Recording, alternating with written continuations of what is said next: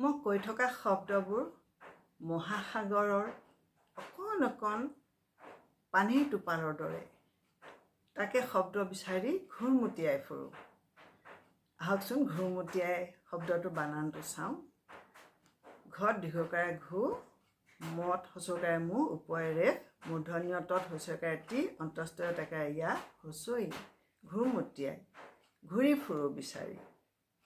এটা সুন্দৰ শব্দ তালি টোপোলা। আমি যেতিয়া ক'ৰবালৈ যাওঁ, মানুহ ক'ৰবালৈ যায়, তেতিয়া কি কয়? তালি টোপোলা বান্ধিলোঁ। তাৰমানে একেলগে গোটেইবোৰ কাপোৰ কানি বস্তু সামৰি লওঁ। তালি টোপোলা। মূৰ্ধন্য তত আকাৰে তা, লত হচৌকাৰে লি, মূৰ্ধন্যত উকাৰে টু, পদ উকাৰে পু, লতাকাৰে লা। তালি টোপোলা। এতিয়া সমাজত কি বাঢ়িছে? উচ্ছৃংখলতা বাঢ়িছে। মানুহে কোনো কাৰো কথা নুশুনে, কোনো শৃংখলতা নাই, তাকে কয় উচ্ছৃংখলতা। তাৰ বানানটো চাওঁ আহক।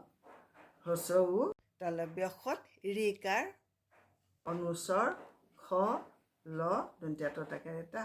উচ্ছৃংখলতা। আজি এই তিনিটা শব্দকে লৈ আনিলোঁ।